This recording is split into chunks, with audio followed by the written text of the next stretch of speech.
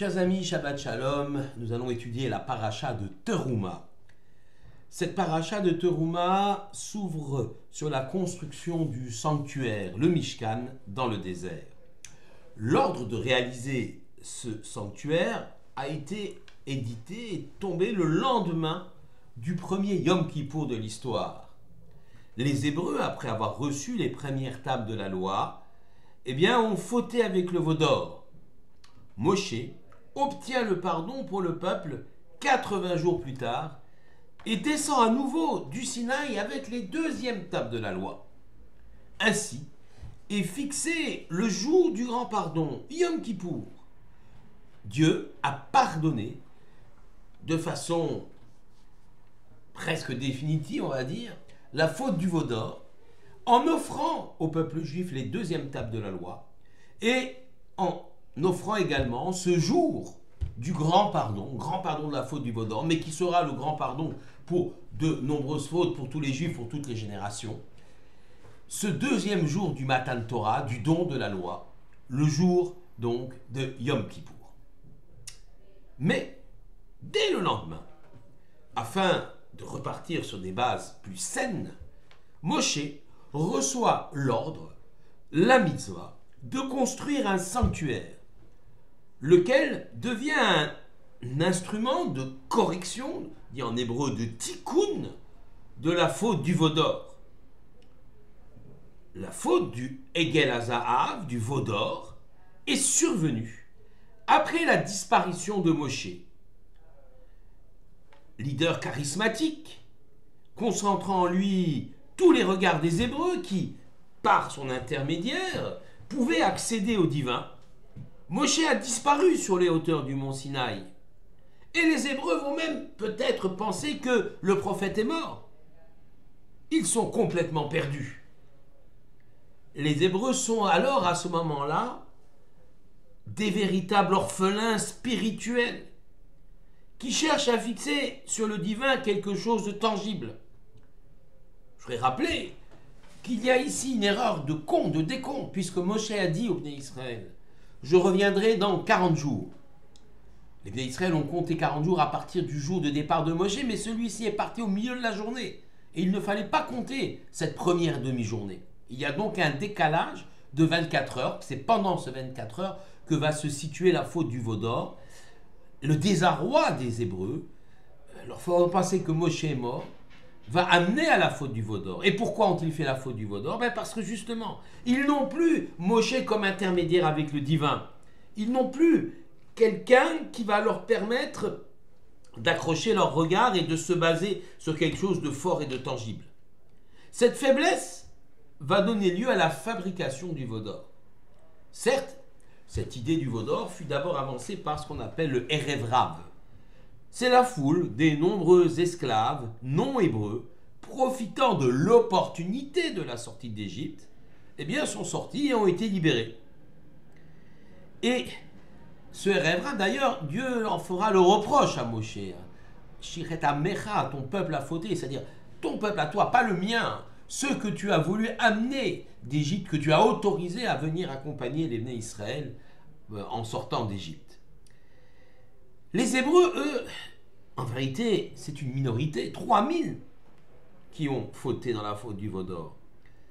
Mais ces Hébreux, dans leur détresse, ont pensé qu'il serait commode de fixer le divin, le spirituel, d'avoir une référence, quelque chose de tangible, quelque chose où l'œil peut se fixer, de le fixer dans cette effigie en or. Il y a donc ici une difficulté majeure pour les Hébreux de concevoir l'Éternel, Akadosh Baruch Hu, comme un être totalement éthéré, un être qui n'aurait pas de forme matérielle. C'est très difficile, il vient d'un monde idolâtre. L'ensemble du monde connu de l'époque considérait que même le divin devait être incarné dans des figures, dans des statues. Et donc, être totalement dans cette vision d'Akadosh Baruch Hu, qui n'a pas de corps, qui ne peut pas être perçu par les sens humains, est une chose difficile pour les Bnei Israël. Et ils pensent que, même s'il n'y a pas de divin, de magie, j'allais dire, dans le veau d'or, c'est un symbole commode de la puissance divine. C'est là leur faute gravissime. Le sanctuaire, le Mishkan, vient ici offrir un cadre matériel pour aborder le Créateur en écartant toute idolâtrie.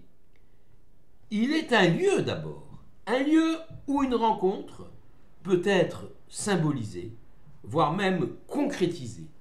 Une rencontre entre l'homme et son Créateur, sans que celui-ci soit matérialisé, ce qui serait bien sûr une forme d'idolâtrie, mais quand même un lieu fixe qui permet de rendre les choses plus claires, plus tangibles. L'homme n'est pas seul dans un désert pour s'adresser à Hachem. Il peut accrocher son regard et donc son esprit sur des objets de valeur hautement symbolique qui créent une atmosphère de sainteté et de spiritualité dans un cadre excluant toute représentation hérétique du Créateur. Le Mishkan, ou sanctuaire, joue donc un autre rôle que celui-là, un deuxième rôle. Premier, nous l'avons expliqué, comment fixer le regard de l'homme et concrétiser ce lien avec l'Éternel. Et le deuxième rôle que joue le Mishkan, c'est un rôle vis-à-vis du monde dans lequel nous vivons. Il est considéré comme la maquette du monde.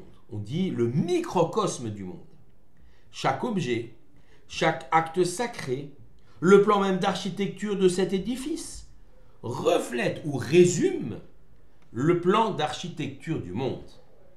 Il est difficile de détailler ici en quoi chaque matériau, chaque geste lié au Mishkan correspond à tel aspect de l'univers. Toutefois, c'est bien là sa vocation. Deux objets sacrés illustrent parfaitement cette théorie. La menorah, qui porte dans ses lumières la sagesse du monde. Les flammes, tournées vers la flamme centrale, représentent 6 sagesses du monde qui s'inclinent, puisque les mèches étaient inclinées vers la flamme centrale, qui s'inclinent donc vers la sagesse suprême, celle de la Torah.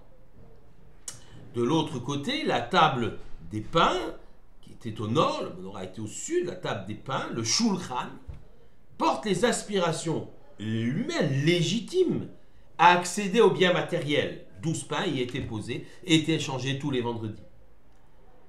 Eh bien, cette aspiration légitime aux biens matériels ne peut se concevoir que dans l'opportunité d'utiliser ces biens matériels pour progresser spirituellement, comme d'ailleurs le permettent les objets de Missa. Le Mishkan, le sanctuaire, est donc un lieu d'apprentissage pour introduire dans ce monde réel la présence divine. C'est également un lieu de confrontation au monde, de résumé, de maquette du monde, dans lequel on apprend à évoluer dans ce monde. Aujourd'hui, le sanctuaire a disparu. Il ne nous reste que nos synagogues, nos beth midrash, nos lieux d'études, ou tout simplement nos foyers, nos maisons. Ce sont nos maisons qui sont les endroits les plus à même de nous permettre de nous construire, nous, nos familles, notre communauté. Le défi est de faire en sorte qu'Hachem soit présent parmi nous. Ce défi est entre nos mains. Ve'asuli migdash ve'shachanti betocham. Ils me feront un sanctuaire et je résiderai parmi eux.